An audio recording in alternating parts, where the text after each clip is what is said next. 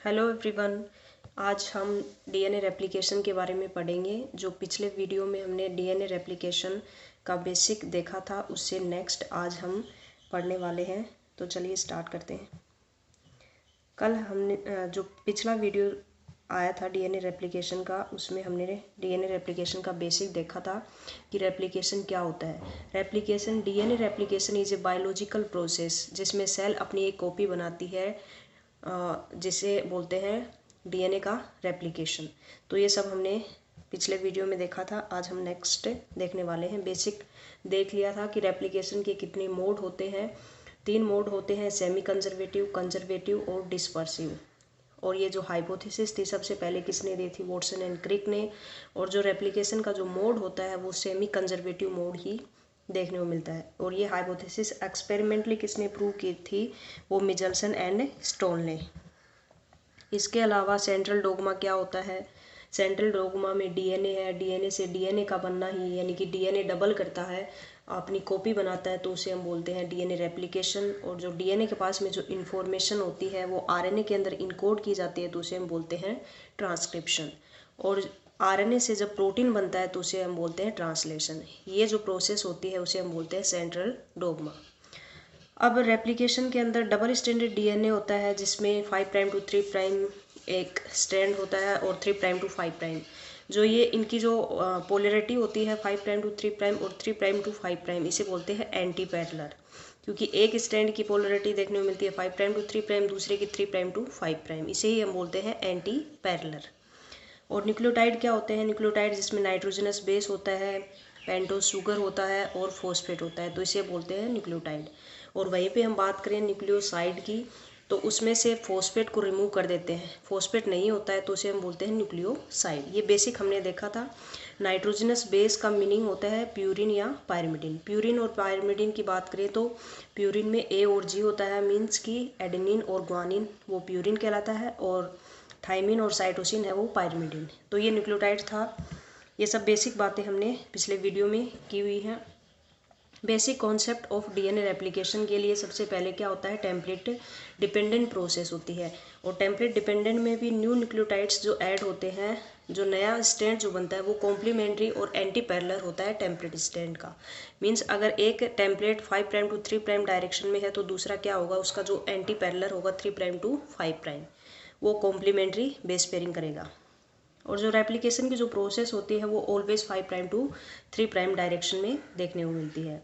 और जो दोनों स्ट्रैंड होते हैं, both strand use as a template at a particular time, दोनों के दोनों स्ट्रैंड है वो टेम्पलेट की तरह काम करते हैं। ट्रांसक्रिप्शन की अगर बात करते हैं तो वहाँ पे सिर्फ एक ही स्ट्रैंड है वो टेम्पलेट की तरह यूज होता है, बट डीएनए रेप्लिकेशन के अंदर दोनों के दोनों स्ट्रैंड है वो टेम्पलेट की तरह यूज होते हैं। फिफ्थ पॉइंट है the template strand use as a guide for the synthesising new strand by complementary base pairing. जो टेम्पलेट स्ट्रैंड है उसी को बेस मानते हुए उसी का कॉम्प्लीमेंट्री स्ट्रैंड बनाया जाता है, जिसे हम बोलते हैं new strand. Precursor for the DNA synthesis are dNTPs. और जो डीएनए सिंथेसिस के लिए जो प्रिकर्सर होते हैं वो डीएनटीपीज होते हैं, डीऑक्सी न्यूक्लियोसाइड ट्राईफॉस्फेट, क्योंकि इन्हीं को ऐड करता है डीएनए पॉलीमरेज और नया डीएनए की चेन सिंथेसाइज होती है, complementary to the template strand. अब यहाँ से हम नेक्स्ट इसमें स्टार्ट करेंगे। जो पहले जो देखा वो पिछले वीडियो के अंदर जो हमने बेसिक पढ़ा था, डीएनए रेप्लिकेशन क्या होता है, क्यों उसकी रिक्वायरमेंट है, इसमें डीएनए डबल होता है, वो सब हमने पिछले वीडियो में डिस्कस किया हुआ है। तो आज जो हम पढ़ने वाले हैं वो उससे नेक्स्ट है। DNA replication is a primer dependent process. जो डीएनए रेप्लिकेशन की जो प्रोसेस होती है वो क्या होती है? एक प्राइमर डिपेंडेंट प्रोसेस। प्राइमर मतलब प्राइमर एक सिंगल स्ट्रैंडेड आरएनए मॉलिक्यूल होता है। और ये प्राइमर की नीड क्यों होती है? क्योंकि जो डीएनए पॉलीमरेज की सिंथेसिस करने वाला एंजाइम होता है, जिसे हम बोलते हैं डीएनए पॉलीमरेज, उसको नीड होती है प्राइमर की। तो DNA replication is a primer dependent process. Primer is a short segment of a single stranded RNA used as a binding site for DNA polymerase to initiate. ये binding site की तरह use करता है ताकि DNA polymerase है वो replication को initiate कर पाए। DNA polymerase is the only able to add nucleotides to an existing chain. DNA polymerase हमेशा न्यूक्लियोटाइड को ऐड करता है एग्जिस्टिंग चेन पे। मीन्स जो प्राइमर होता है वो 3' OH उसको प्रोवाइड करेगा। 3' OH पे ही ये इसका 3' OH उस पर अटैक करेगा न्यू न्यूक्लियोटाइड्स पे, और डीएनए पॉलीमरेज आगे न्यूक्लियोटाइड्स को डीएनटीपीज को ऐड करता जाएगा और चेन इलोंगेट होगी। So RNA primer provide a free 3' OH group for the polymerisation by the DNA polymerase. RNA primer है वो प्रोवाइड करता है। क्यों आरएनए प्राइमर ही यूज़ करते हैं उसके अंदर हम डीएनए रेप्लिकेशन में? क्योंकि आरएनए प्राइमर अनस्टेबल होता है। बाद में जब रेप्लिकेशन कंप्लीट होता है तो प्राइमर को हम रिमूव कर देते हैं, और जो प्राइमर है वो डीएनए पॉलीमरेज को 3' OH ग्रुप प्रोवाइड करता है। क्योंकि जो डीएनए पॉलीमरेज एंजाइम है उसके पास डी नोवो सिंथेसिस नहीं कर पाता है, वो उसको इनिशिएट करने के लिए 3' OH की नीड होती है, इसलिए प्राइमर डिपेंडेंट प्रोसेस होती है DNA replication. Next, key points of replication. Replication के की पॉइंट्स क्या है? Replication is a bidirectional process, both strand act as a template. Replication always bidirectional होता है, और इसमें दोनों स्टैंड है वो एक्ट एज ए टेम्पलेट, दोनों के दोनों स्टैंड है वो टेम्पलेट की तरह काम करते हैं, और बाई डायरेक्शनल प्रोसेस होती है डीएनए रेप्लिकेशन की। दो रेप्लिकेशन फोक होती हैं और दोनों के दोनों स्टैंड ही वो टेम्पलेट की तरह काम करेंगे। रेप्लिकेशन ऑलवेज, इसमें कोई एक्सेप्शन नहीं है। Replication always 5' to 3' direction, replication हमेशा 5' to 3' डायरेक्शन में देखने को मिलता है। थर्ड पॉइंट है template strand act as a guide strand, जो टेम्पलेट स्टैंड है वो एज ए गाइड स्टैंड की तरह यूज होता है। And newly formed DNA strand a complementary to the template strand, और जो नया डीएनए स्टैंड बनता है वो कॉम्प्लीमेंट्री होता है अपने टेम्पलेट स्टैंड का। वन स्टैंड सिंथेसाइज कंटिन्यूसली, जिसमें से दो स्टैंड बनते हैं डीएनए का। पहले डबल स्टैंडर्ड डीएनए था वो सेपरेट होगा, उसके बाद में दोनों स्टैंड है वो एज ए टेम्पलेट की तरह यूज होंगे, और दोनों में से एक जो स्टैंड है नया सिंथेसाइज होने वाला वो कंटिन्यूसली सिंथेसाइज होगा, और जो दूसरा है वो डिसकंटिन्यूसली सिंथेसाइज होगा। और जो वन स्टैंड है सिंथेसाइज कॉन्टिन्यूसली, जो एक कंटिन्यूसली बन रहा है डीएनए स्टैंड सिंथेसाइज हो रहा है, उसको हम बोलते हैं लीडिंग स्ट्रैंड।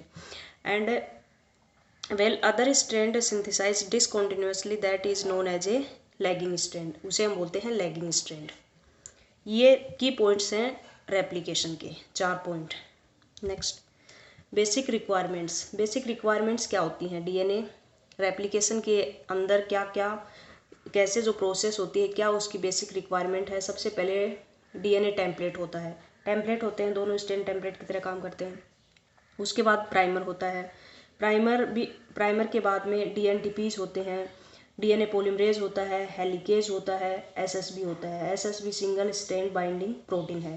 फिर टोपोआइसोमरेज है। ये इसके बेसिक रिक्वायरमेंट्स हैं, DNA template, primer, dNTPs, DNA polymerase, helicase, SSB और टोपोआइसोमरेज।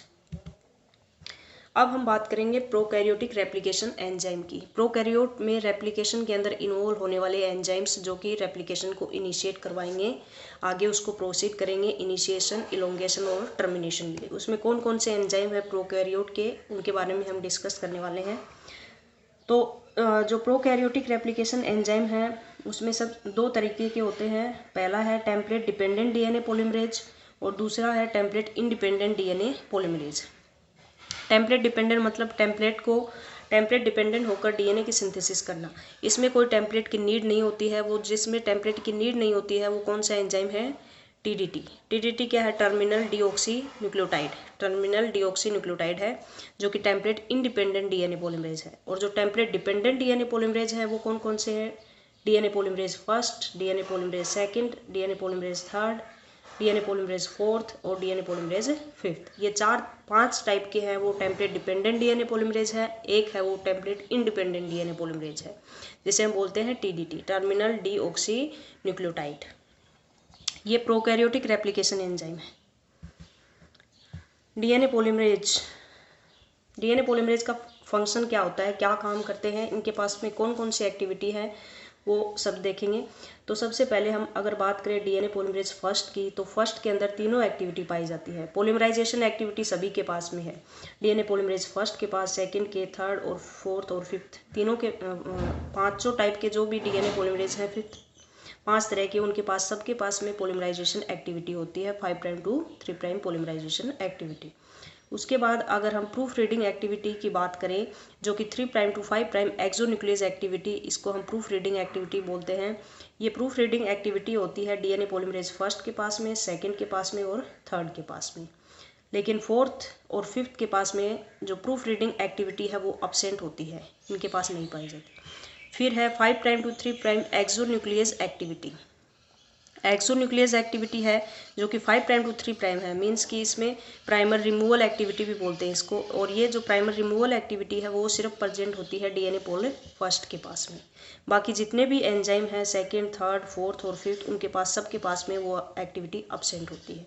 तो ऐसा कौन सा एंजाइम है जिसके पास में तीनों एक्टिविटी पाई जाती हैं इन प्रोकैरियोट? तो डीएनए पॉलीमरेज फर्स्ट है, जिसमें तीनों एक्टिविटी है। Polymerization activity 5 prime to 3 prime polymerase activity, और proof reading activity 3 prime to 5 prime exonuclease activity and 5 prime to 3 prime exonuclease activity. जो तीनों टाइप की एक्टिविटी इसमें प्रेजेंट होती हैं डीएनए पॉलीमरेज फर्स्ट के पास। और ऐसा कौन से एंजाइम है जिनके पास में प्रूफ रीडिंग एक्टिविटी अब्सेंट होती है और जिसमें प्राइमर रिमूवल एक्टिविटी भी अब्सेंट होती है? तो primer removal activity only present होती है डीएनए पॉलीमरेज फर्स्ट के पास में, एंड प्रूफ रीडिंग एक्टिविटी तीनों के पास में होती है, अब्सेंट होती है डीएनए पॉलीमरेज फोर्थ के पास में एंड फिफ्थ के पास में। अब है eukaryotic DNA polymerase. Eukaryotic DNA polymerase ज़्यादा होते हैं, बट जो प्रोकैरियोट थे वो 5 तरह के होते थे। अगर यूकैरियोटिक डीएनए पॉलीमरेज की बात करें तो सबसे पहले है डीएनए पॉलीमरेज अल्फा।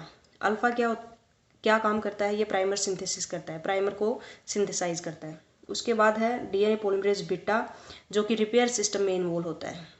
बॉडी के अंदर रिपेयर की अगर नीड होती है तब डीएनए पॉलीमरेज बीटा वो फंक्शन परफॉर्म करता है। उसके बाद है डीएनए पॉलीमरेज गामा। गामा क्या करता है? माइटोकॉन्ड्रिया डीएनए रेप्लिकेटिंग एंजाइम है। ये माइटोकॉन्ड्रिया के अंदर जो भी रेप्लिकेशन करवाता है तो वो उसमें इन्वॉल्व कौन होता है? DNA polymerase gamma. तो ये इम्पोर्टेंट एंजाइम है, क्वेश्चन में पूछ लिया जाता है कि माइटोकॉन्ड्रिया के अंदर जो रेप्लिकेटिंग एंजाइम है वो कौन सा है? तो डीएनए पॉलीमरेज गामा। अब है डीएनए पॉलीमरेज डेल्टा और एप्सिलॉन। डेल्टा क्या है? लैगिंग स्ट्रैंड की सिंथेसिस करता है, जो कि डिसकंटिन्यूसली सिंथेसाइज होता है। तो डेल्टा इन्वॉल्व होता है लैगिंग स्ट्रैंड सिंथेसिस में, और जो एप्सिलॉन इन्वॉल्व होता है वो लीडिंग स्ट्रैंड सिंथेसिस में। उसके बाद है थीटा। थीटा भी रिपेयर में इन्वॉल्व होता है और लैम्डा भी इन्वॉल्व होता है रिपेयर के अंदर। उसके बाद है टीएलएस एंजाइम वाले, जिट्टा, कप्पा और टाउ। ये टीएलएस एंजाइम टीएलएस फैमिली के एंजाइम्स हैं। तो आज हमने एंजाइम्स के बारे में देखा, प्रोकैरियोट के अंदर कौन से एंजाइम हैं, यूकैरियोट के अंदर कौन से एंजाइम हैं, कॉन्टिन्यूस स्टैंड क्या है, डिसकॉन्टिन्यूस स्टैंड क्या है। इससे आगे हम नेक्स्ट वीडियो में डिस्कस करेंगे। Thank you.